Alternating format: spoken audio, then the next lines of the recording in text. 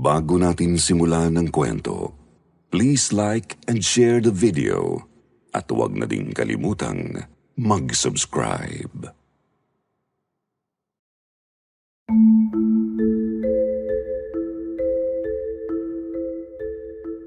Nakatutuwang gawing memorabilia ang pagguha ng mga litrato. Isang paraan para mabalikan mo ang lahat ng mga masasaya o kahit pati malulungkot o mapapait mong mga alaala. Bilang isang photographer sa mahabang panahon, hindi ko inakalang kahit ang mga kababalaghan ay magagawa kong makunan. Hindi ka panipaniwala kung hindi mo titingnan ng mabuti. Ako nga pala si Dennis at ito ang aking kwento.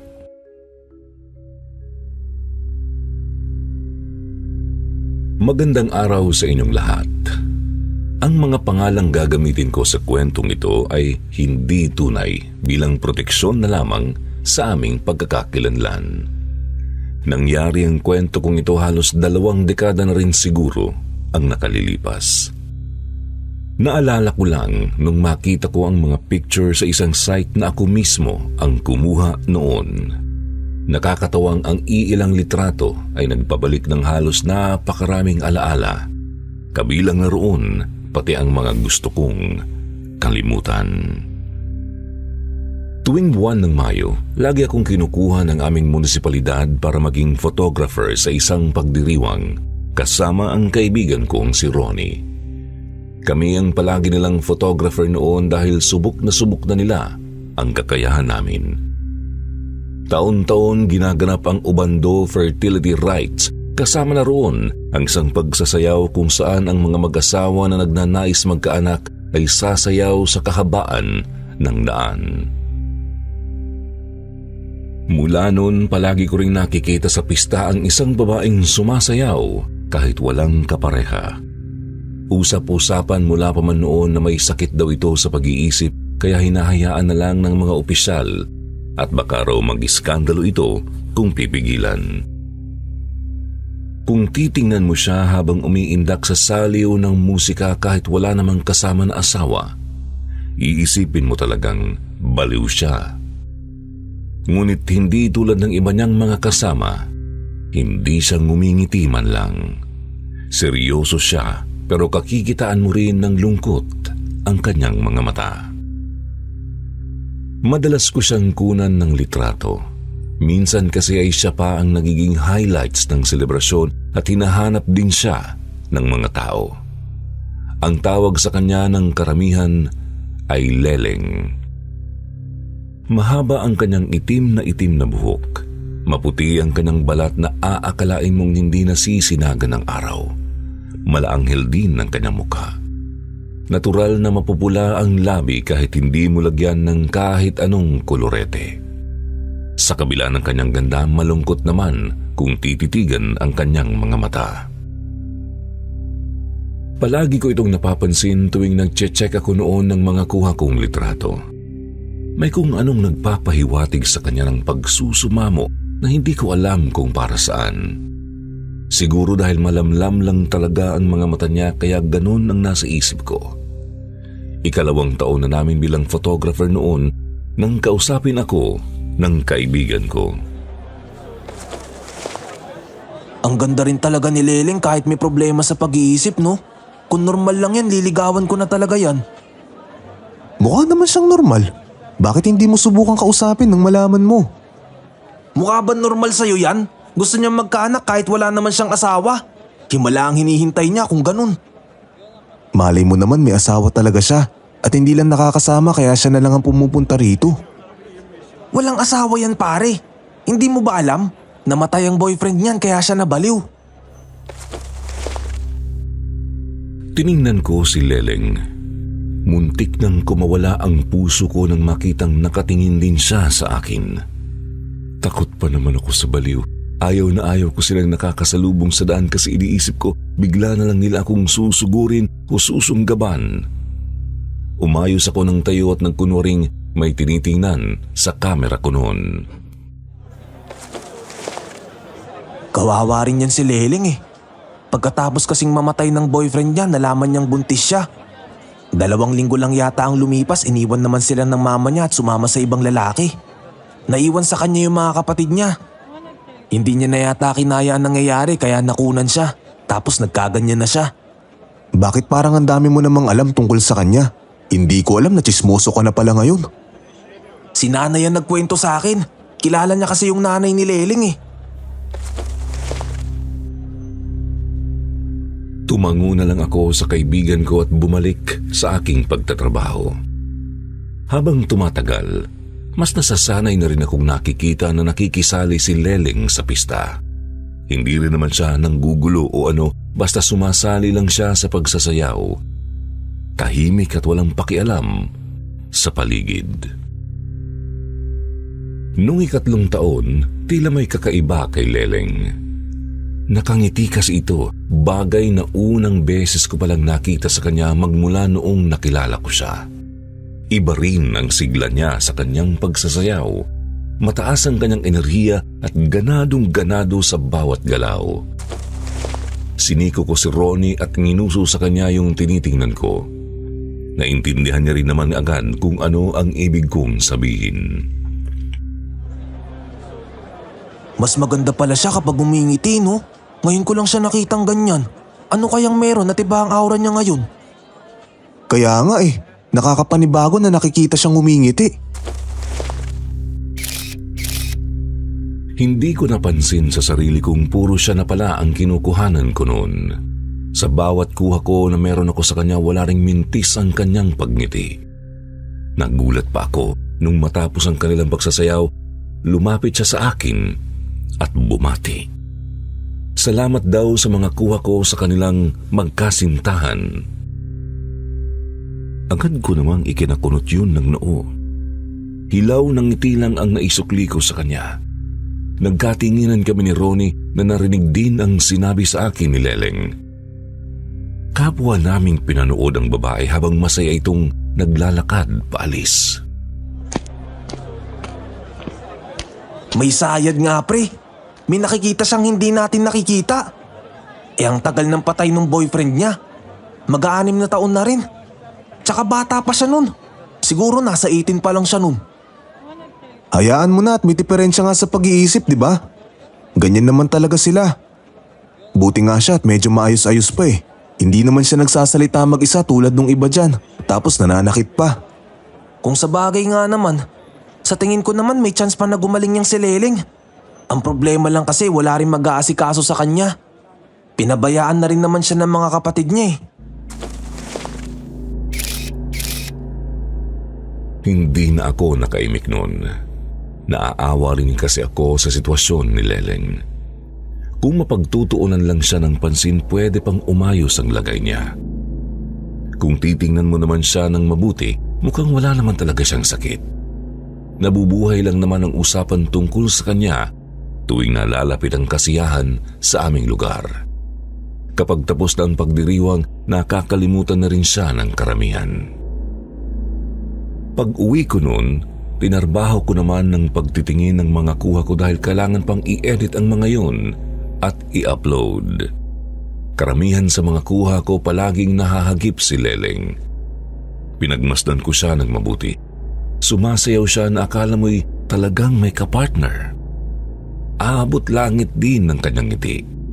Malayong malayo sa itsura niya noong mga nagdaang taon. Iisipin mo talagang ibang tao siya kung hindi mo siya kilala.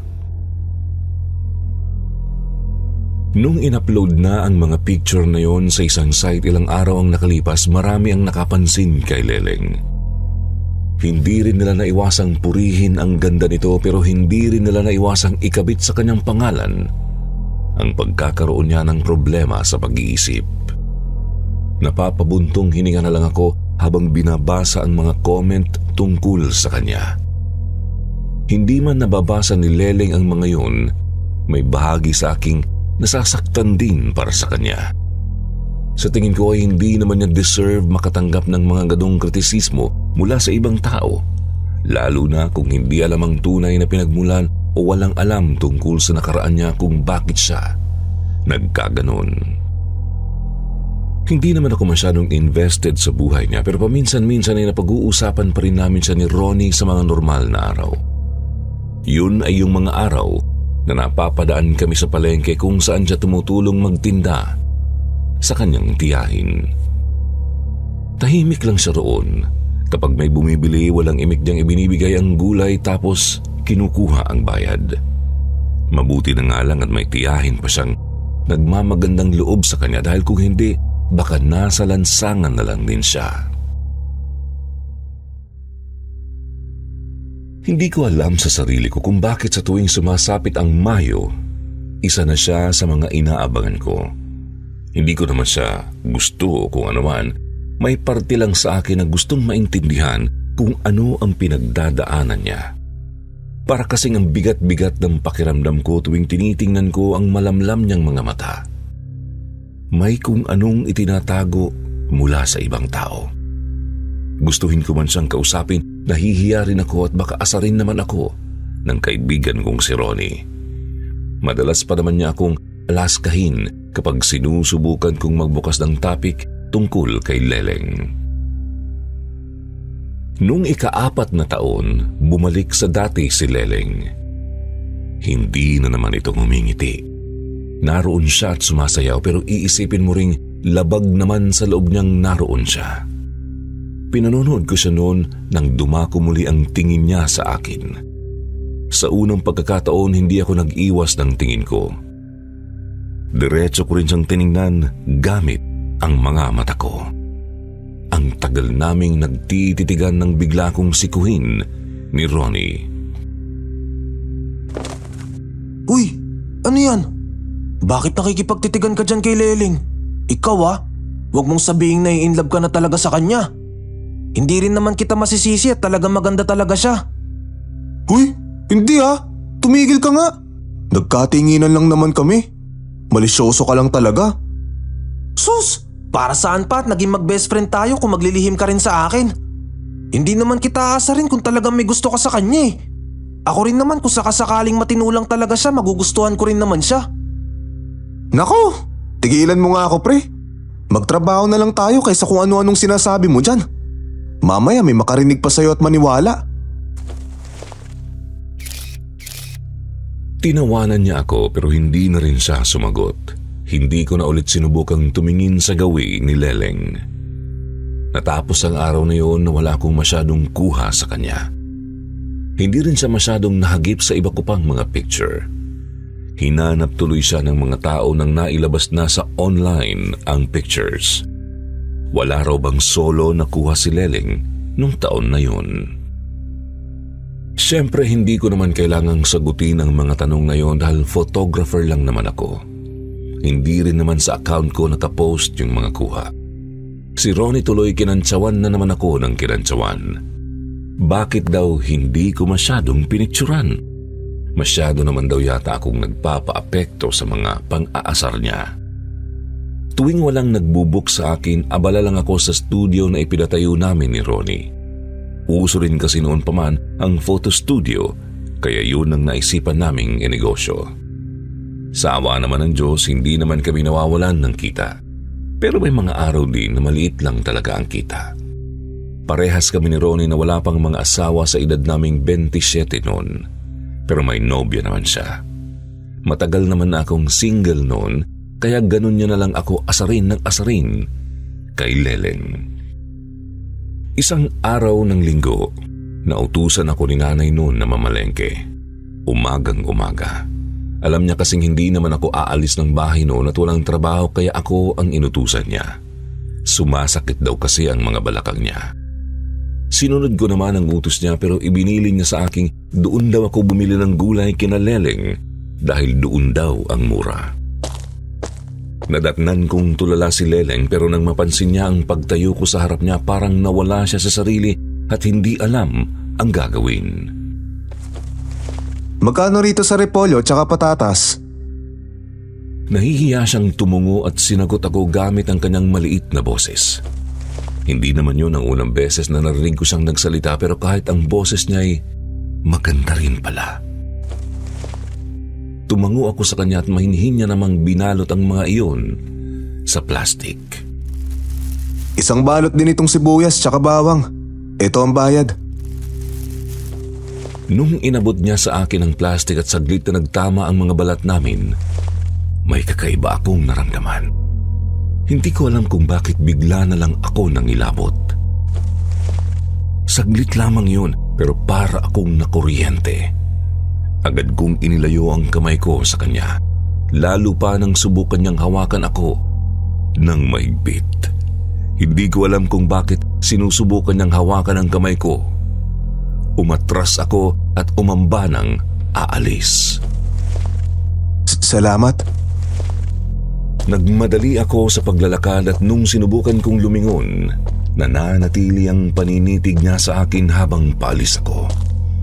Lumabas ako ng palengke na parang hinabol ng 10 kabayo. Ang lakas ng kabog ng dibdib ko nang dahil sa sandaling interaksyon namin ni Leleng. Natakot ako bigla sa kanya sa hindi ko rin maipaliwanag na dahilan.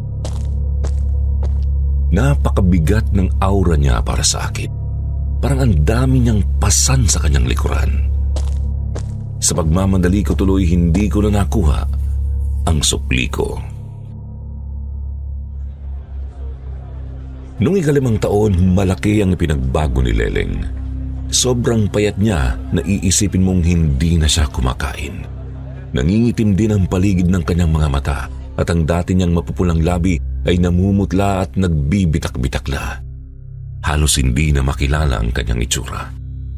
Ang katawan niya ay parang nalang balat na nakadikit sa kanyang mga buto. Mukha na siyang kalansay. Marami ang nakapansin ng bagay na yon, kaya marami ang nagbubulong-bulungan sa paligid. Lahat siya ang tinuturo at pinag-uusapan. Ano kayang nangyari dyan kay Leleng at namayat siya ng ganyan? Sobrang layo ng itsura niya kaysa dati. Mas lalo yata siyang napabayaan sa kanila. Parang hindi na kumakain eh. Mukha pang aligaga. Tignan mo. Sumulyap ulit ako kay Leleng. Para siyang hindi mapakali at malikot ang kanyang mga mata. Kahit nagsisimula na ang pagsasayaw, ay para lang siyang tuod na kamay lang ang iginagalaw. Wala siya sa sarili. Sa kalagitnaan ng pagsasayaw ay bigla siyang tumigil. Palinga-linga siya sa kanyang paligid at bigla na lang siyang nagsisigaw. Hawak ang magkabila niyang tenga na parabang naiingayan. Sigaw siya ng sigaw na ayaw niya na raw at gusto niya nang matahimik. Napatigil ang lahat habang pinanonood siya. Puro siya iyak at sigaw habang nakaupo sa daan. May mga lumapit ng opisyal para alisin siya roon pero sadyang hindi siya matigil sa pagwawala. Hindi ko halos maintindihan kung ano ang isinisigaw niya noon. Basta ang malinaw lang sa pandinig ko ay tigilan na siya at ayaw niya na. Hindi raw siya matahimik. Ano kayang nangyayari sa kanya at bakit parang takot na takot siya? Hindi ko rin alam pare. Natutuluyan na nga siguro siya. Kinuhanan ko siya ng litrato sa ganung lagay niya. Wala naman akong balak isama sa mga official picture yun. Hindi ko rin alam kung anong pumasok sa utak ko at bakit ko siya pinipicturan sa ganun niyang lagay. Tuluyan na silang napatigil sa pagsasayaw dahil umamot din ng ilang minuto bago siya naalis doon. Nung nawala naman siya, ipinagpatuloy ulit nila ang pagdiriwang. Sa buong maghapon na yun ay palaisipan sa akin ang nangyari kay Leleng. Kakaiba ang takot na nakikita ko sa kanya. Pikit ang kanyang mga mata habang hawak ang mga tenga. Halos siya rin ang bukang bibig ng mga tao roon at ang pangit isipin na bahagyang nasira ang masayasanang event nang dahil sa kanya. 6 na taon, inaasahan na naming hindi nadadalo pa si Leleng dahil sa nangyari. Pero muli siyang nagpakita. Ganun pa rin naman ang itsura niya at wala siyang ipinagbago nung huli. Payat pa rin at nangingitim ang palibot ng buong mata. Sabog ang dating alagang-alaga niyang buhok. Malapit ako sa kanya at magmula nung dumating siya ay nag-iba ang amoy ng paligid. Hindi ko maipaliwanag ang masangsang na amoy na nanggagaling sa kanya. Amoy na bubulok na patay na hayop. Gusto kong masuka, hindi ko yun matiis. Sensitibo pa naman ang ilong ko. Naaamoy mo ba yung naaamoy ko, Ronnie? Amoy patay na hayop? Hindi pare, wala naman akong naaamoy. Baka dyan galing sa katabi mong kanal. Hindi ko kinakaya ang sangsang noon na kahit magtakip ako ng ilong ay mayroon pa rin. Saglit akong umalis doon para makawala muna sana. Uminom ako ng tubig. Tinanong naman ako ng opisyal kung ayos lang ba ako nung mapansin niya hindi yata maayos ang pakiramdam ko. Ayos lang naman ho. Umaatake lang ho siguro ang sinus ko. Ang baho po kasi banda ron kaya umalis na muna ako. Tumango ito sa akin at sinabing doon na muna raw ako dahil hindi pa naman daw sila magsisimula. Minabuti ko ang bagay na yun at naupo na muna sa isang tabi. Kahit malayo ay tanaw ko si Leleng. Palinga-linga sa paligid na tila may hinahanap. Nang mapatingin siya sa banda ko'y tumigil siya. Kita kong bagyang lumaki ang malamlam niyang mga mata. Bigla akong kinabahan nang magsimula siyang maglakad papunta sa akin. Gusto kong umalis sa pwesto ko at walain siya sa gitna ng maraming tao dahil malakas ang pakiramdam ko na ako talaga ang lalapitan niya. Hindi ako mapakali. Gusto ko nang umalis doon. Hindi ko malaman sa sarili ko kung bakit sa nagdaang mga taon ay nagkaroon ako ng takot sa kanya. Hindi ko gusto ang mabigat na pakiramdam na ipinaparanas niya sa akin tuwing nariyan siya. Huli na ang lahat at nakalapit na siya sa akin. Gusto kong mag-iwas ng tingin nung nasa harap ko na siya. Muling yumakap sa ilong ko ang napakabaho niyang amoy. Gusto kong tanungin kung ano ang kailangan niya pero hindi ko magawa. Parang nalunok ko na ang sarili kong dila habang diretso siyang nakatingin sa akin. Ang tagal niyang nakatayo ron ngunit hindi nagsasalita. Nung pakiramdam ko'y wala naman siyang sasabihin, sinubukan kong umalis. Akma na sana akong maglalakad nang bigla niyang hawakan ang braso ko. Para akong nakuryente sa hawak niya kaya mabilis kong iniwas ang braso ko. Ramdam kong may mga matang nakatingin sa amin ng mga oras na yun. Sobrang lakas ang kabog ng dibdib ko at para akong kakapusin ng hininga. Bakit miss? Anong kailangan mo? Naglakas loob na akong tanawin siya para makawala na ako agad. Imbis na sagutin ako'y luminga-linga na naman siya sa paligid. Natigil ang mga mata niya sa likuran ko at kitang-kita ko kung paanong nagbago ang reaksyon niya. Kakikitaan mo uli iyon ng takot at pangamba. Biglang nanlamig ang buong pagkatao ko. Parang lagi siyang nasa bingit ng malaking panganib. Utal-utal siyang sumagot habang ang tingin niya ay nasa likuran ko pa rin. Tuluyan akong napanganganang dahil sa naging sagot niya. Gusto niya raw akong maging asawa at bubuo raw kami ng masayang pamilya. Sinubukan niyang hawakan ang kamay ko pero agad akong umatras. Isa lang ang nasisiguro ko nung panahon na yon. Baliw nga talaga si Leleng, walang duda. Hindi pwede miss. May girlfriend ako. Nagawa kong magsinungaling noon at para tigilan niya ako'y umalis na ako at bumalik sa kaibigan ko.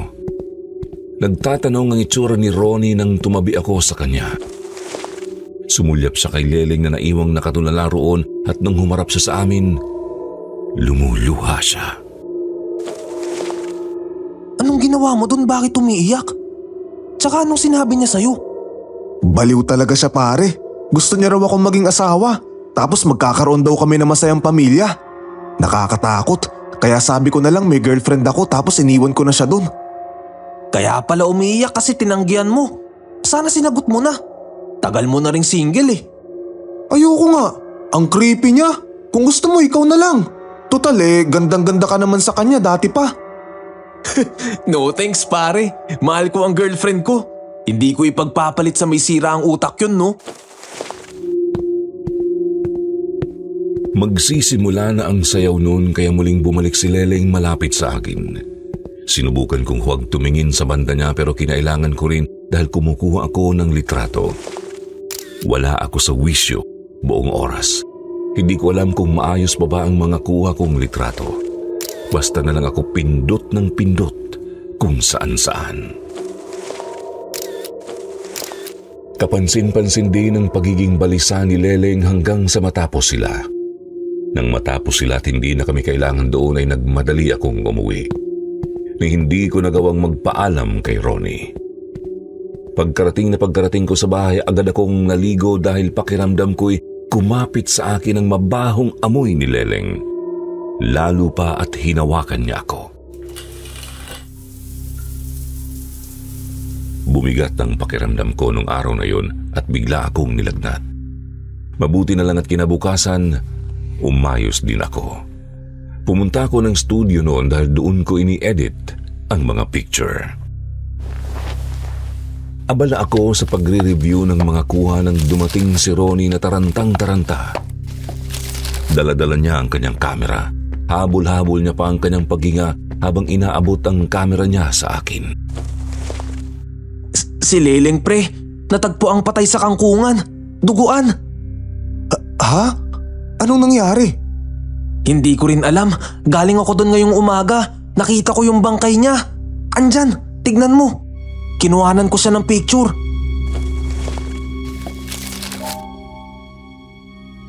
Hindi ko alam kung kukunin ko ba ang inaabot niyang kamera sa akin. Hindi ako makapaniwala sa narinig. Parang nung kahapon lang nakita at nakausap ko pa siya. Tapos biglang ibabalita sa akin na patay na siya. Ang hinala ko'y kahapon pa siya roon pero ngayon lang nakita. Hindi raw siya umuwi pagkatapos ng pagsasayaw nila eh.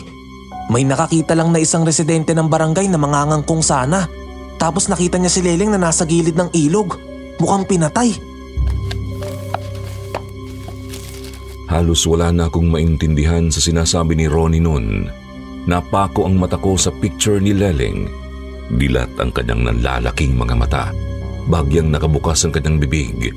Kung titingnan ng mabuti para siyang namatay sa takot. Duguan ang kanyang ulo at may mga kalmot sa ilang bahagi ng katawan. Ang damit niya ay yung suot niya pa noong pagsasayaw nila. Hindi niya nasuot ang kanyang saya pero may suot pa rin naman siyang pang-ibaba. Baka rin daw hinalay si Leleng pero iniimbestigahan pa. Kahit isa walang nakakita sa nangyari. Liblib na kasi yung pinagtagpuan sa kanya eh. Buong maghapon wala ako sa sarili.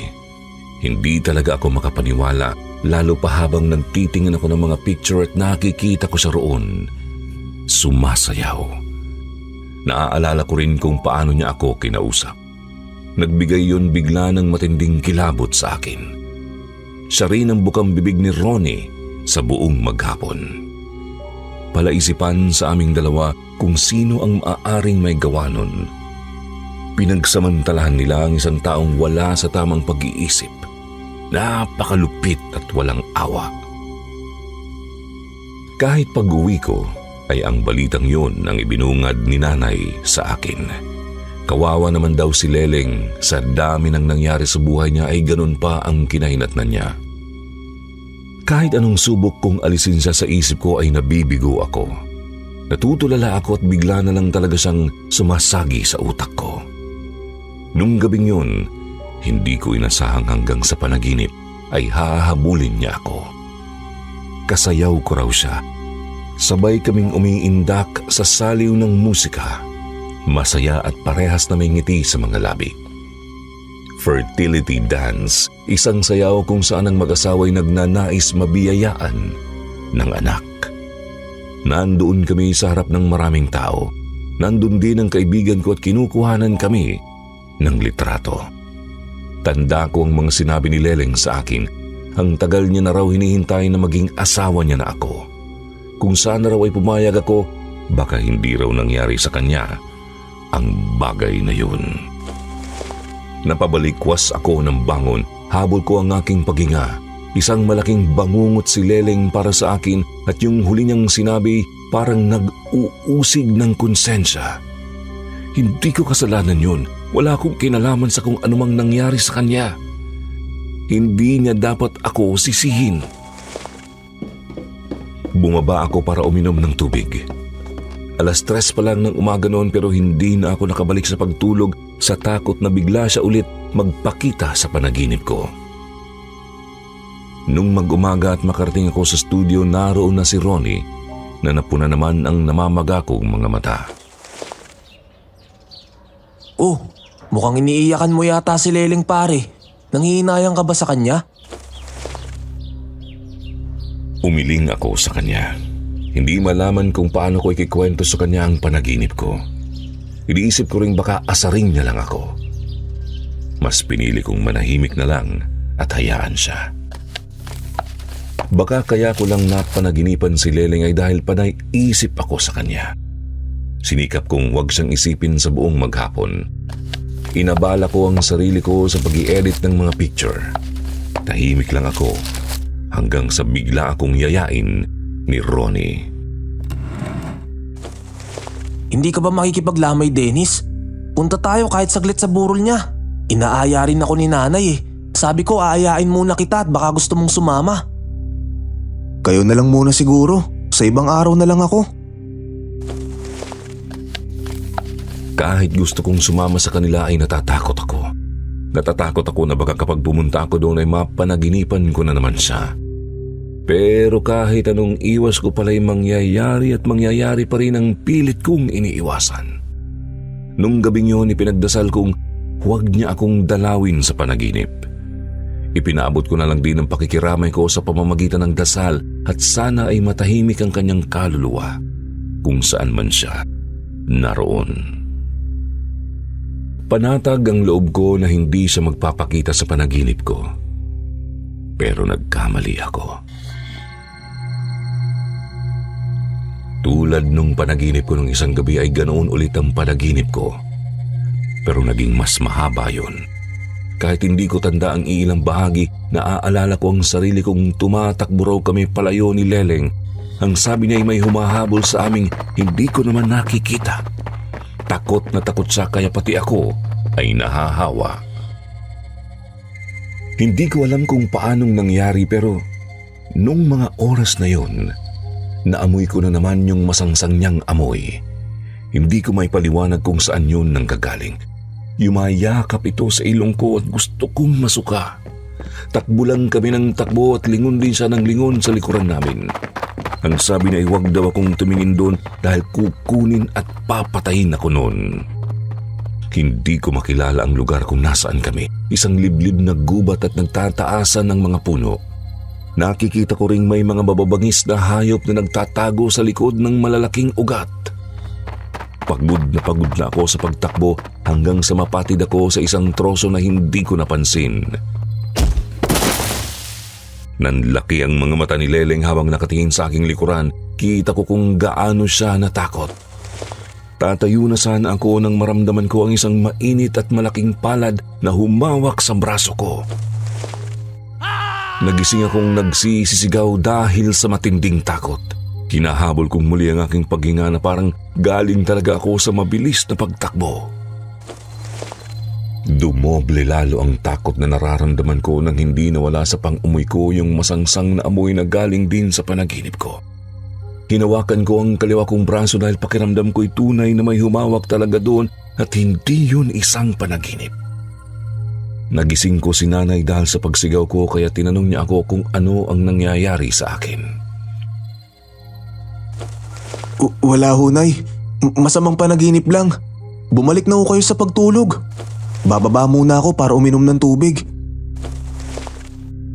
Pinagsabihan niya ako noon. Matigas daw kasi ang ulo ko at hindi ko pinakikinggan ang bilin niya na masamang matulog ng busog at hindi pa nagpapahinga. Siguro nga ay yun ang dahilan. Hindi na naman ako nakatulog ulit nung gabing yun. Iniisip kong minumulto yata ako ni Leleng sa panaginip. Wala na naman ako sa sarili ko nung pumasok ako sa studio. Anong oras na rin yun at naabutan kong nandun na si Ronnie. Tanghali ka na yatang nagising ah. 2 magkasunod na araw na kitang nauunahan. Napapasarap yata tulog mo.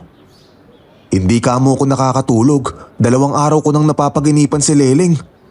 Oh, ano na naman panaginip mo? Nagtatampo siguro yun at tumanggi kang sumama sa akin kagabi. Ang weird nung panaginip ko. Mag-asawa raw kami tapos nagsasayaw kami ng fertility dance. Kung sana raw matagal na akong pumayag, edi sana raw hindi siya namatay. Kagabi naman nasa gubat kami. Takbo ng takbo dahil may humahabol daw sa amin. Kapag nahuli ako, papatayin daw ako. Baka naman siya ang huli mong inisip bago ka matulog.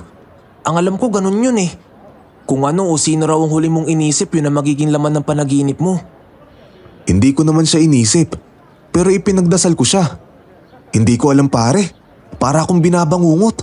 Parang totoong-totoo yung mga nangyayari. Natatakot na akong matulog. Lalo kapag naaalala ko yung itsura niya nung namatay siya. Oo nga pala. Hanggang ngayon ay walang lead sa kaso niya.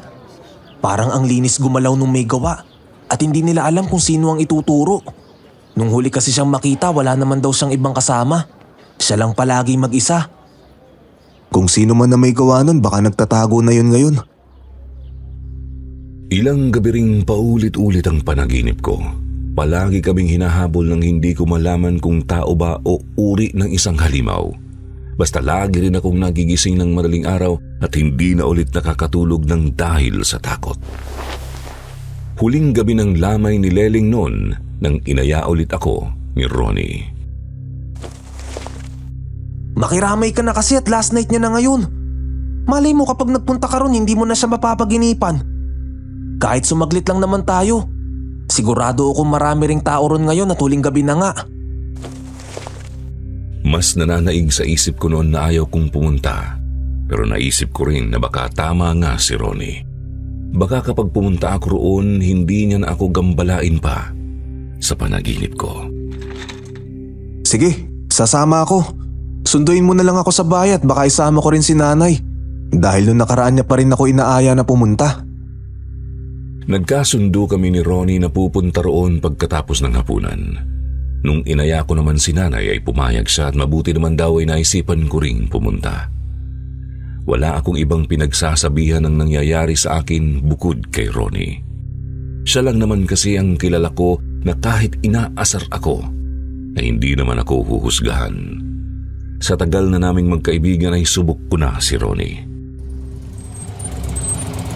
8:00 ng gabi noon, kumatok sa pinto namin si Ronnie. Dala niya ang tricycle niya kaya hindi na kami mahihirapan pang mag-commute papunta sa bahay ni Leleng. Ang sabi niya kasi ay medyo malayo rin daw yun. Tumagal din yata ng halos 1 oras ang biyahe namin dahil mag-aalas 9 na nang makarating kami sa lamay. Hindi nga nagkamali si Ronnie at ang daming tao. Karamihan mga nakaupo sa mesa at nagsusugal. Hindi ko naiwasang tingnan ang buong paligid. Ang sabi sa akin ni Ronnie ay yun talaga ang tunay nilang bahay. Hindi ko akalaing sa liblib na bahagi pala sila nakatira. Ang bahay nila ay nakatayo malapit sa bukana ng isang gubat. Pamilyar yun sa akin. Yun ang nasa panaginip ko. Mas nangingibabaw ang ingay ng mga kuliglig kaysa sa mga ingay ng mga tao na nakikiramay. Hindi pa man ako nakakapasok sa loob, sinuntok na naman ang ilong ko ng isang pamilyar na amoy. Amoy na bubulok, amoy patay na hayop. Napatakip ako sa ilong ko, bagay na ipinagtaka naman ni Ronnie. Oh, bakit pare? Nababahuan ka ba sa amoy ng bulaklak? Hindi, iba ang naaamoy ko. Amoy na bubulok na hayop. Ha? Wala naman akong naaamoy. Umiling na lamang ako sa kanya at sumunod sa mga nanay naming pumasok na sa loob. Mula sa labas ay tanaw na ang kabaong ni Leleng. Habang papalapit ako ng papalapit sa loob ay palakas din ng palakas ang mabahong amoy. Muntikan na akong maduwal. Nagtinginan ng ibang naroon sa akin kaya humingi ako ng pasensya. Pakiramdam ko'y lumalaki na ang ulo ko dahil dun sa naaamoy ko. Pinilit kong sumunod kay Ronnie kahit na parang anumang oras ay hihimatayin na ako. Tulad kung anong pakiramdam ko tuwing nakikita ko si Leleng ganun din ang pakiramdam ko pagtungtong ko ng bahay nila. Sobrang bigat. Nandun ang mama niya kasama ang bago nitong asawa. Ang mga kapatid niya ay may mga kanya-kanya na rin palang asawa, kaya napabayaan na talagang mag-isa si Leleng. Nandun din ang tiyahin niyang tinutulungan niyang magtinda sa palengke. Maliit at tagpi-tagpi ang bahay. Ang bubong nila ay may nakasabit na mga hinating galon upang ipangsahod sa butas sa bubong tuwing umuulan. Isa-isang sumilip sila nanay sa kabaong. Sumunod na rin pati si Ronnie. Wala akong balak na silipin sa noon sa takot na baka mapanaginipan ko pati yun. Lumingon sa akin si Ronnie gamit ang nagtatanong niyang mga mata. Umiling agad ako sa kanya at nagkaintindihan naman kami. Hindi niya rin ako pinilit dahil alam niya ang takot ko sa babae. Habang nakaupo ako ron sa tapat ng kabaong niya, ipinagdadasal kung sana tigilan niya na ako. Hindi ko alam kung paano ako nakatagal sa naaamoy ko. Laking pasasalamat ko na lang nung nag-aya na silang umuwi. Bago umuwi, nagpahatid ulit kami ng pakikiramay sa pamilya niya. Hindi na ulit ako lumingon sa bahay nila. Hindi ko maintindihan kung bakit sa dami ng lamay na napuntahan ko, sa lamay lang ako ni Leleng natakot ng ganun. Siguro dahil ginugulo niya ako sa panaginip ko sa hindi malamang dahilan. Nasa biyahe na kami noon nang bigla akong kausapin ni Ronnie. Alam mo, nag-iba yung itsura ni Leleng. Nung unang gabi na pumunta ako at sumilip sa kanya, ang lungkot ng itsura niya. Alam mo, talagang matindi ang pinagdaanan. Ngayon nung sinilip ko, ang aliwalas ng itsura niya kumpara nung una. Siguro dahil hinihintay ka talaga niya. Ito ka ba naman pare? Patay na nga yung tao, nakukuha mo pa magbiro ng ganyan sa akin. Seryoso ko pre, hindi ako nagbibiro. Nag-iba naman talaga yung mukha niya. Naku, ewan ko sa'yo. Patay na si Leleng kaya tigilan mo na yung mga ganyang pang-aasar mo. Tinawanan niya ako noon at hindi na muli siya sumagot hanggang sa maihatid niya kami sa bahay. Nagpasalamat at nagpaalam na kami ni nanay sa kanila. Simula nung gabing yun, hindi ko na nga siya napanaginipan, kaya napanatag na ang loob ko na hindi niya na ako guguluhin. Ngunit, nagkamali ako. Isang linggo lang niya akong payapang pinatulog hanggang sa nagsimula ko na naman siyang mapanaginipan. Tulad din yun ng mga nauna kong panaginip. Paulit-ulit, pero patindi ng patindi ang takot na nararamdaman ko sa bawat gabing dumadaan. Mag-asawa raw kami at hindi raw dapat kami maghiwalay. Isasama niya ako kahit saan, kahit pa hanggang sa kamatayan. Hinding-hindi ko makakalimutan ang isang panaginip ko na siya pa rin ang laman. Mahaba at akala ko hindi na matatapos. Akala ko makukulong na ako sa panaginip na yon dahil kahit anong pilit ko sa sarili kong gumising, hindi ako magising. Nagigising lang ako ulit sa gitna ng isang panibagong panaginip kasama siya. Paulit-ulit, nakakahingal, ganung panaginip ulit.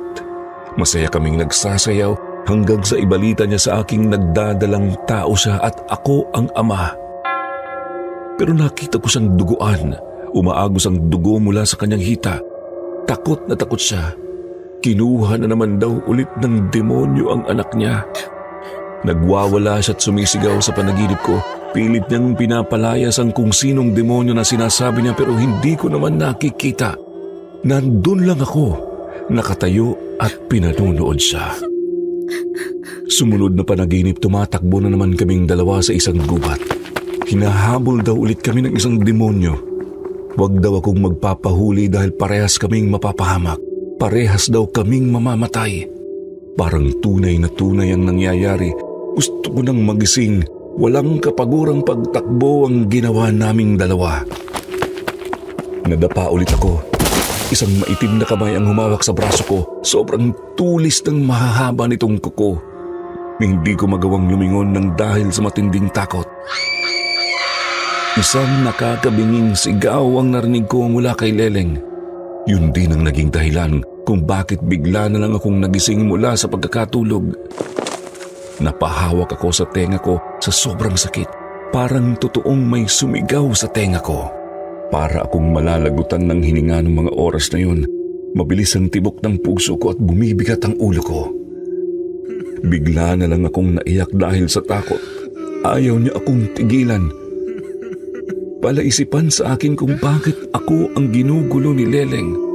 Akala ko hanggang sa panaginip lang siya manggugulo pero hindi ko na talaga kinaya nang magsimula na rin siyang magparamdam sa akin. May mga pagkakataong bigla ko na lang naaamoy ang masangsang niyang amoy. Balisang-balisa ako palagi kaya nagtataka na ang kaibigan ko sa akin. Ano bang nangyayari sa'yo, Dennis? Parang hindi ka na natutulog. Napapaginipan mo pa rin ba si Leleng? Ayaw niya akong tigilan, Ronnie. Palagi siyang nasa panaginip ko. Minsan naamoy ko pa rin siya sa paligid ko. Ang baho! Gusto mo bang kausapin si Leleng? May kakilala akong paranormal expert na nakakakausap ng multo. Ayoko! Mas lalo kong hindi patutulugin yan kung sakali mang makakausap ko siya. Tumanggi ako sa inoffer sa akin ng kaibigan ko. Mas nananaig pa rin sa akin ang takot. Idinadaan ko na lang palagi sa dasal na titigilan niya rin ako pero hindi ganun ang nangyayari. Nagpakita ulit siya sa panaginip ko. Sumasayaw ulit kami pero paglingon ko sa kanya yung duguan niyang mukha ang nakita ko. Napaatras ako sa takot lalo pa nung magpalit-palit ang itsura niya. Mula sa nakangiti niyang mukha hanggang sa duguan niyang itsura. Isang bangungot. Nagising ako at napaupo pero tuluyan na akong napasigaw nang makita ko sa paanan ng aking kama si Leleng. Nakatayo at duguan. Agad kong naibato sa kanya ang rosaryo na nasa mesa sa gilid ko. Lumayo ka sa akin! Tigilan mo na ako! Nagtatakbo ako palabas ng kwarto nang hindi na ulit siya nililingon kung saan ko siya nakita. Parang pinipiga na ang puso ko sa matinding takot at kaba. Nagising si nanay, agad na dumalo sa aking hinahapo sa sofa. Si Leleng, Nay! Nakita ko si Leleng! Ayaw niya akong lubayan! Pilit akong pinakalma ni nanay noon. Hindi niya ako iniwan hanggang sa mag-umaga. Nung magpakita ang haring araw, agad kong tinawagan si Ronnie para ilapit na ako doon sa kakilala niya. Hindi ko na pinatagal pa yon at nung mismong araw na rin na yon ay nagpunta kami roon kasama ang pinsan niya na siyang may kakilala talaga doon sa paranormal expert. Hindi ko alam kung paano niyang makakausap si Leleng noon, pero kung kinakailangan na magmakaawa ako para tigilan niya ay gagawin ko. Nagpakilala siya sa pangalang Angie. Tinanong niya kung anong nangyayari at kung anong koneksyon ko kay Leleng.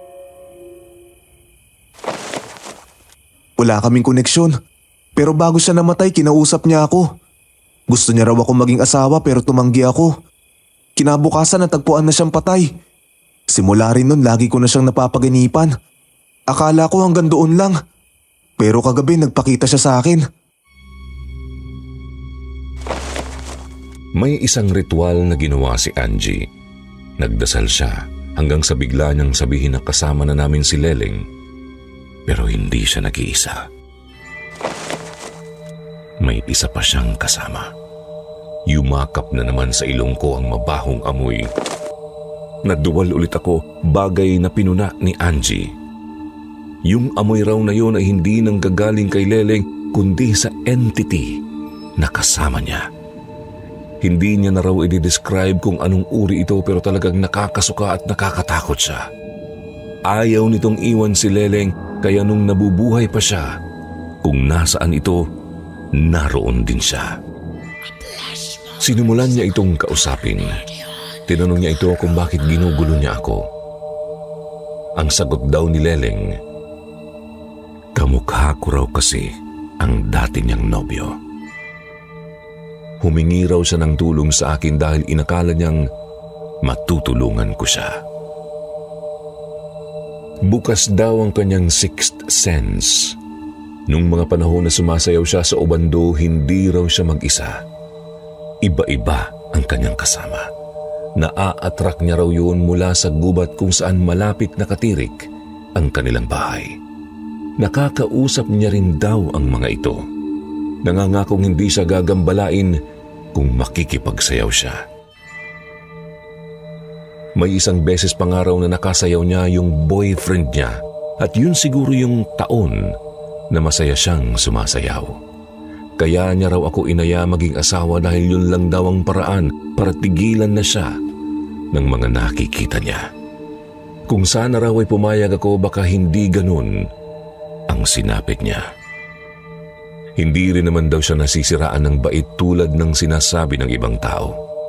Normal daw siya at sadyang ginugulo lang daw siya ng mga elemento, kaya nagmumukha siyang baliw. Hindi ko alam kung ano ang mararamdaman ko noong mga oras na yon. Sinabi ni Angie na tigilan niya na ako dahil wala raw akong kasalanan sa nangyari sa kanya. Ang sabi ni Leleng, hindi niya raw maipapangakong hindi niya na ako gagambalain. Pagkatapos itong kausapin ni Angie, binigyan niya ako ng 2 pangontra. Isa para hindi na ako malapitan ng mga ligaw na kaluluwa at isa para sa mga entity na hindi ko nakikita dahil yung kasama raw ni Leleng ay binabantayan ako. Hindi ako nakontento noon at dinala ko pa sa simbahan ng pictures ni Leleng para din madasalan siya para sa kanyang katahimikan. Magmula naman noon, hindi niya na ako ginulo. Hindi na ulit siya nagpakita.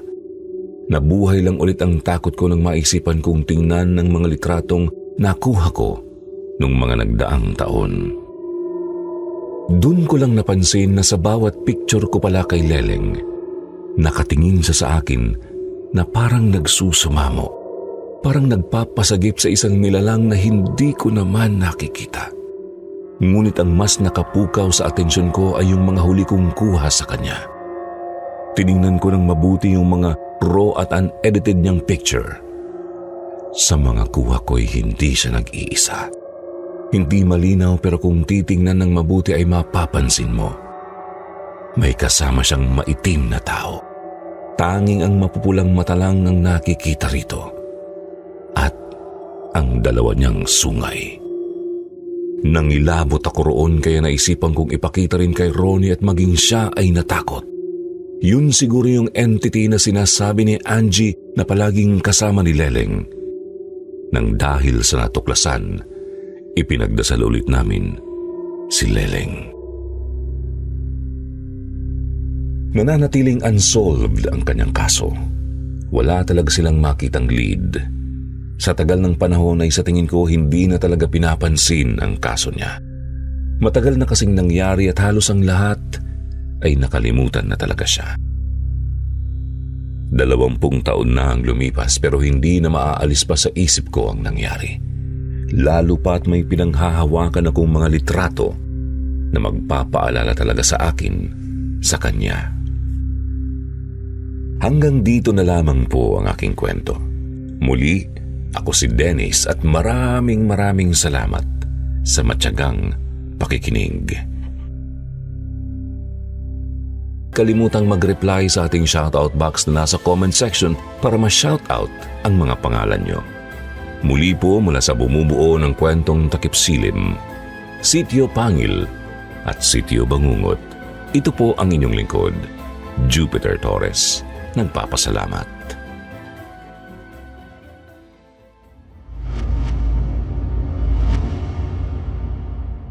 Mga Sinaniban.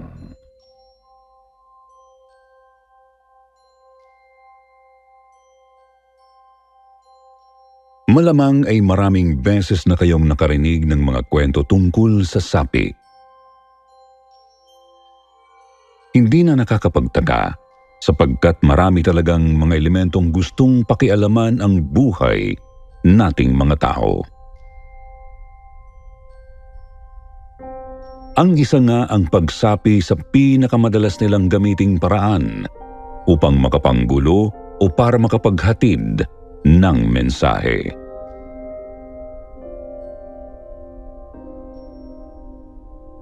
Gayunpaman, alam niyo bang may iba't ibang uri ng sapi? Hindi lang kasi kaluluwa ang sumasapi, at may iba't iba rin silang mga pakay.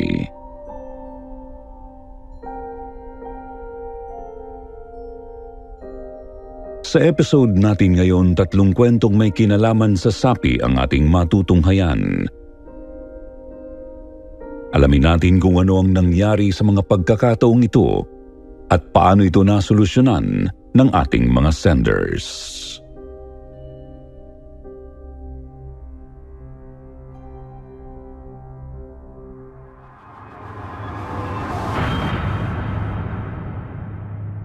Sinapian ng engkanto.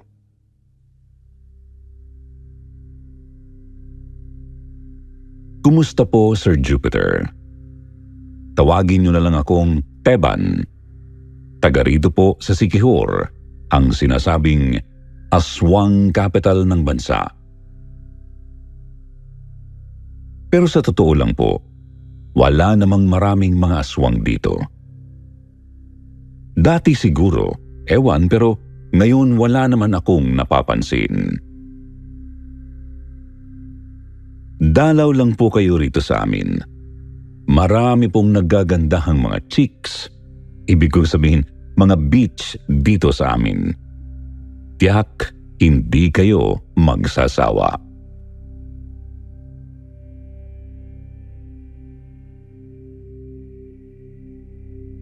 Sir Jupiter, lumiham po ako sa inyo para ikwento ang isa sa mga nasaksihan ko noong bata pa lang ako. 11 anyos pa lang po ako nito taong 1990. Albularyo kasi noon ang namayapa kong tatay Mando, kaya't marami talaga akong nasaksihang kabawalaghang hinarap niya. At ang pinakamatindi ay nang magpalaya siya ng isang engkantong itim mula sa katawan ng isang dalaga.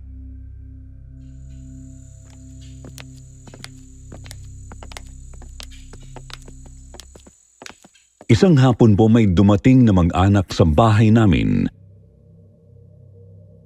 Isang tingin pa lang ay halata ng mga mapera. Ang sabi, mga taga-Tacloban daw. Merong tatay, nanay, tapos yung anak nilang dalaga. Siguro mga nasa 18 o 20 anyos. Sabi nila kailangan daw nila ng tulong ni tatay kasi may sapi ang kanilang anak. Kalmado noong oras na yon kasi may araw pa, pero sinusumpong daw ito kapag gabi na.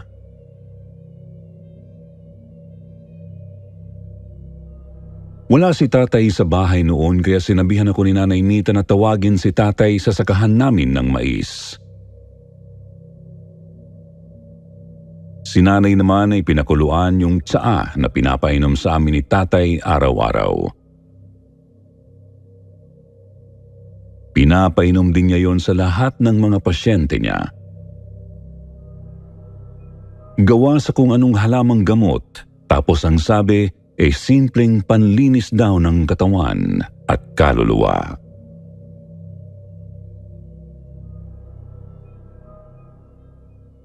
Natawag ko naman po agad si tatay at mabilis kaming nakauwi.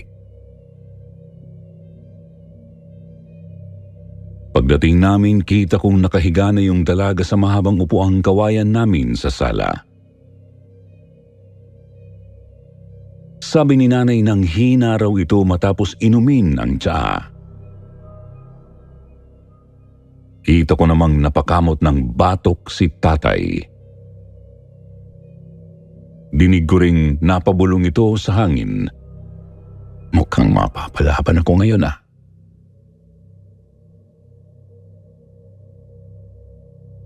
Kinausap ni tatay ang mga magulang ng dalaga, Sir Jupiter. Sabi nila sinusumpong nga po ang dalaga kapag gabi na, tapos paulit-ulit sinasabing kukunin daw ang kaluluwa nito. Nakapagpatingin na raw sila sa isa pang albularyo bago kay tatay, pero hindi raw nito kinaya ang demonyong nakasapi sa katawan ng babae.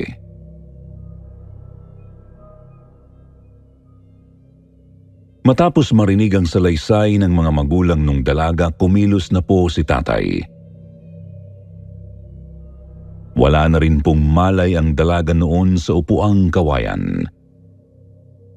Pinakuha niya si nanay ng banig tsaka pinahiga ang babae sa gitna ng sala.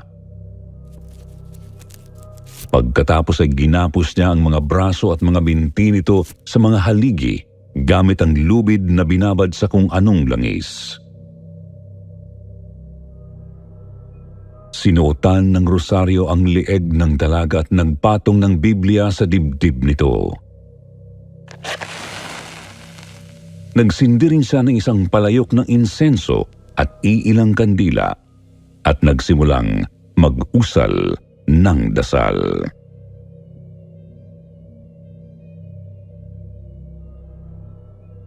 Nang matapos ang dasal, sabi ni Tatay Mando, maghintay raw muna kaming gumabi. Kailangan daw muna kasi niyang makausap ang nakasapi sa dalaga para malaman kung paano ito mapapalayas. 4:30 ng hapon pa lang noon pero ayaw pa kampante ni tatay. Talagang nakabantay lang siya sa gilid ng dalaga. Nakalapag din sa tabi niya ang isang tangkay ng kung anong halaman.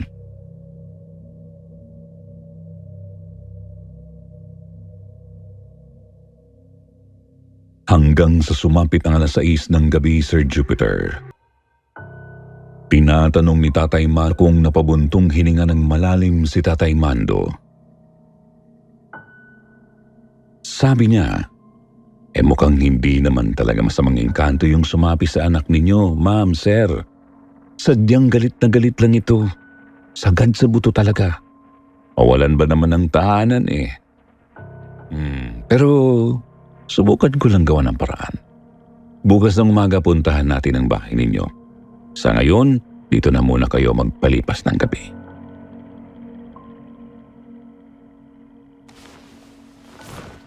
Yun nga po ang nangyari, Sir Jupiter. Doon natulog sa may sala ang mag-asawa, pati si tatay ay naroon din sa malapit. Hindi kasi inalis ang pagkakatali sa dalaga kasi tuloy-tuloy pa rin ang pagpupumiglas nito. Huminahon lang ito nang sumilip na ang araw.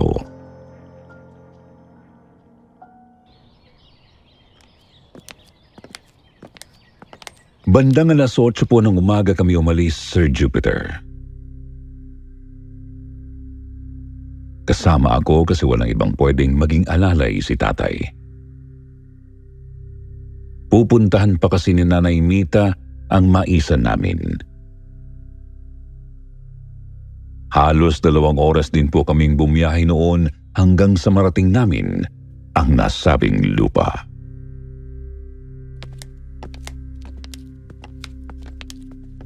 Pagkarating namin ay agad sinuri ni tatay ang paligid gamit ang pagtatawas.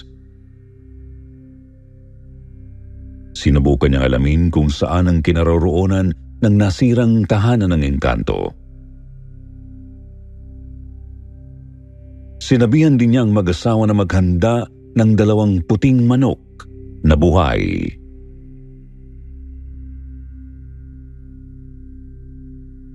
Hindi nahanap ni tatay ang tahanan ng engkanto sa paligid ng bahay kaya nagpaalam itong papasok. Pumayag naman ang mag-asawa habang nakasunod lang ako sa kanila. Yung dalaga rin ay kasama namin pero halata kung wala ito sa sarili. Lutang kung titignan.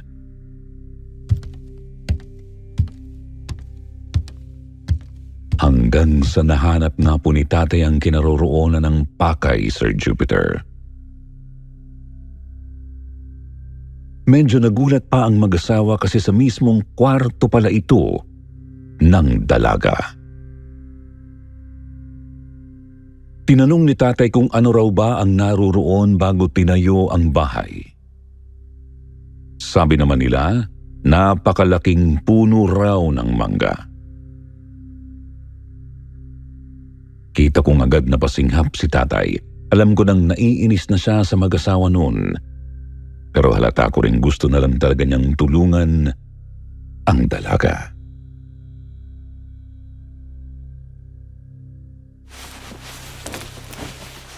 Nagsimulang maganda si tatay sa loob mismo ng kwarto. Nagtina ang dalaga, Sir Jupiter. May malay pa naman pero hindi na ito makapanlaban. Kaya mabilis siyang tinali ni na tatay sa kama nito. Tuloy-tuloy lang ito sa pagsigaw sa kakaibang boses. Agad ding sinimulan ni tatay ang orasyon, tapos ay kinausap ang engkanto.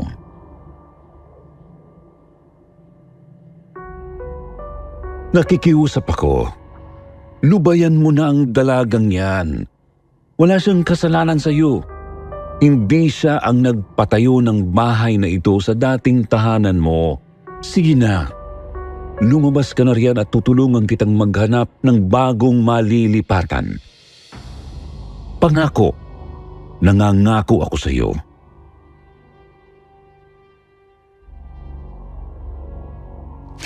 Ginilitan ni tatay ang manok at pinatulo ang dugo nito sa piraso ng kahoy na nasa sahig. Pagkatapos ay bigla na pong huminahon ang dalaga bago nawalan ng malay.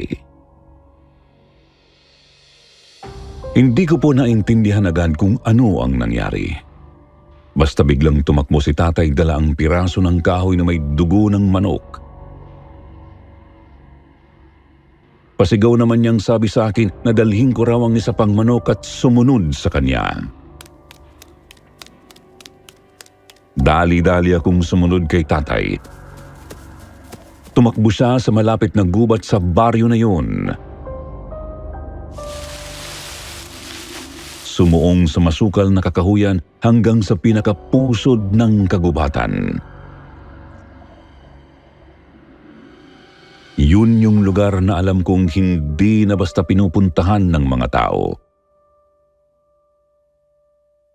Kita kong nagpalingalinga si tatay, tsaka lumapit sa isang puno ng sampalok, Mando. Susulat na lang po ako ulit sa susunod para ikwento ang iba. Maraming salamat, Sityo Bangungot. Hanggang sa muli.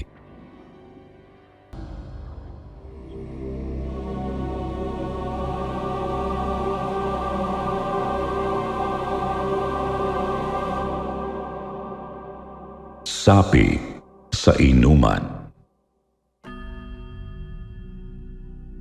Magandang araw sa inyo, Sir Jupiter, pati na sa lahat ng mga bumubuo ng Sityo Bangungot.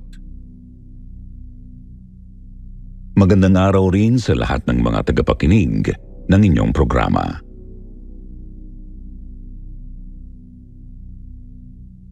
Isa po ako sa mga masusugid niyong tagapakinig, mapa YouTube man o Spotify. Itago niyo na lang po ako sa pangalang Tristan ng Albay. Ang iba rin pong mababanggit na tauhan ay sadya ko na rin pinalitan ng mga pangalan para sa katahimikan ng lahat. Lalo na po sa bagong may-ari ng babanggitin kong establishment at sa mga nakatira sa paligid nito. Ang kwentong ibabahagi ko po kasi ay personal experience ko talaga na nangyari may 13 taon na ang nakalilipas.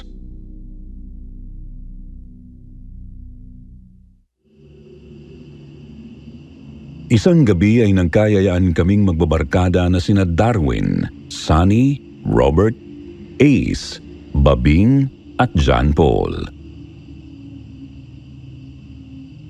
Mag-inuman daw kami sa bahay na nasa likod ng isang computer shop na pinagtatrabahuan ni na Darwin at Sunny. Masaya kaming nagkukwentuhan, tawanan at kantahan habang nag-iinuman. Parang noong nakaraang mga gabi lang na nakasanayan na namin. Pero iba pala sa karaniwan ang gabing yun.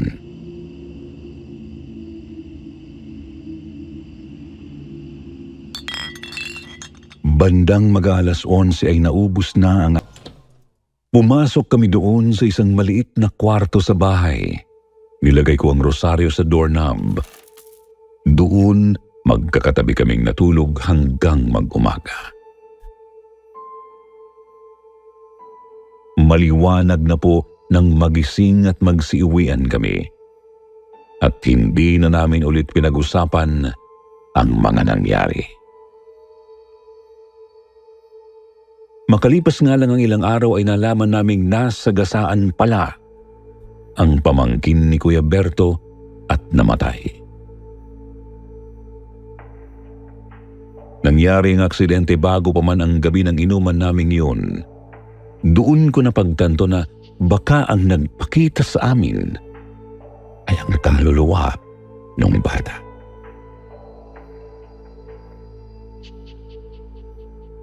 Sa ngayon ay lumipat na ng tirahan ang may-ari ng computer shop kasama sina Darwin at Sunny. Tapos ay naging tindahan na ang lugar. Ang dating tindahan naman ni na Kuya Berto ay naging boarding house na. Kaya nga kapag nagagawi ako doon ay hindi na namin inuungkat pa ang karanasan naming yun. Aminado nga lang ako na hanggang ngayon, kapag naaalala ko yun, natatakot pa rin ako. Dinadaan ko na lang sa tawa para hindi ako masyadong mangilabot. Hanggang dito na lang po ang aking kwento, Sir Jupiter. Sana po ay nagustuhan ninyo. Maraming salamat at magandang gabi.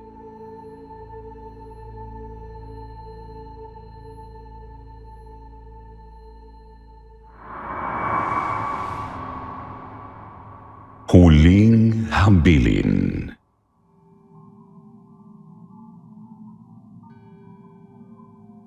Hello, Sir Jupiter. Ako po si Scotty.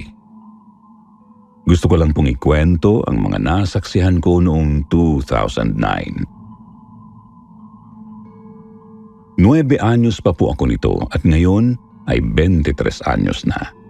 Ngunit nananatiling sariwa sa alaala ko ang lahat ng mga nangyari noong gabing yun sa pamilya namin. Isang pangyayaring dati ay napapanood ko lang sa mga palabas sa TV. Ngunit nasaksihan ko mismo nang mangyari kay Mama.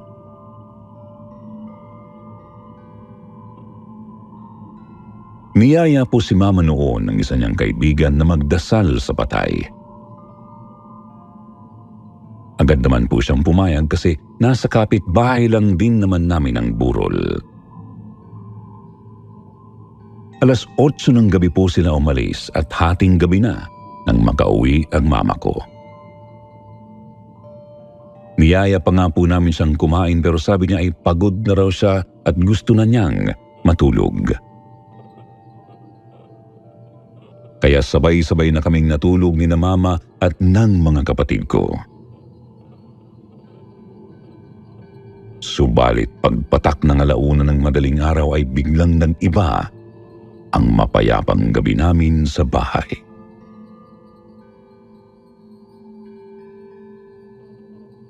Sir Jupiter, nagising na lang po kaming lahat nang biglang tumawa ng malakas si Mama. Napakalakas na tawang hindi pangkaraniwan. Kasi nakakakilabot din talaga ito kung papakinggan.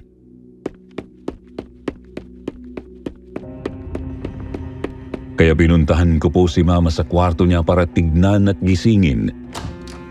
Pero matinding hilakbot ang bumungad sa akin. Si Mama po kasi nakangiti ng napakalapad at naglalaki ang mga mata.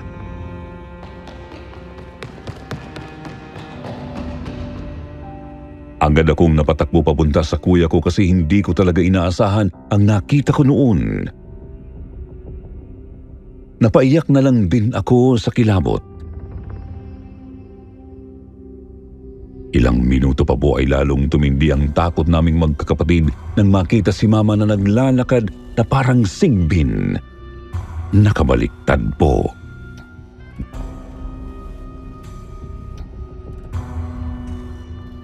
Dali-dali po siyang hinawakan ng mga kuya ko pero laking gulat namin kasi napakalakas ni Mama. Nagpupumiglas ito at nagwawala na rin hanggang sa nagkalat na ang mga gamit namin sa loob ng bahay.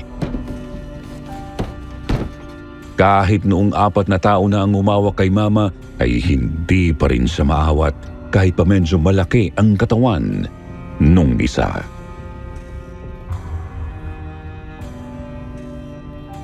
Makalipas pa ang ilang minuto nagtaka kami nang mabanggit ni Mama na pupuntahan daw niya ang nag-iisang anak niya. May lagnat daw kasi ang anak niya at kailangan pa niyang alagaan. Doon natanto ni Kuya na may sapi si Mama. Kasi hindi lang naman iisa ang anak niya. Kaya naman dali-daling umalis si Kuya para tumawag ng albularyo.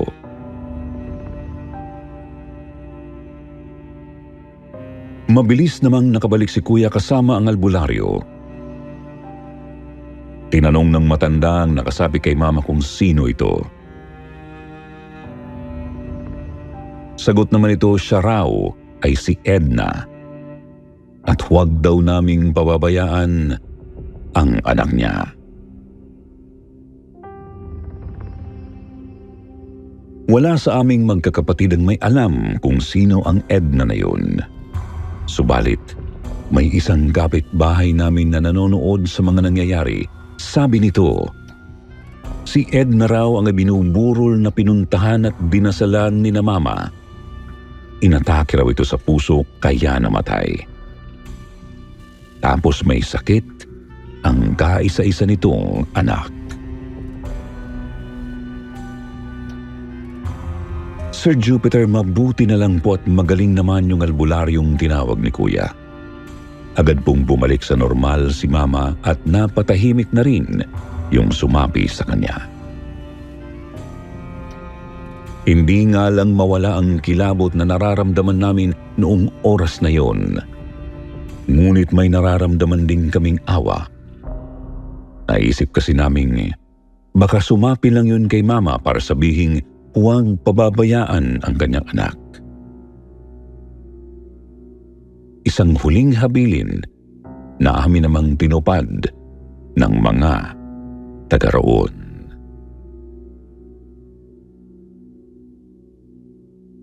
Hanggang dito na lang po, Sir Jupiter, ang aking kwento. Pagpasensahan niyo na lang po at hindi ako ganoon kagaling magsalaysay. Pero maraming salamat pa rin sa pagbasa ninyo sa aking kwento. Magandang gabi po sa inyong lahat.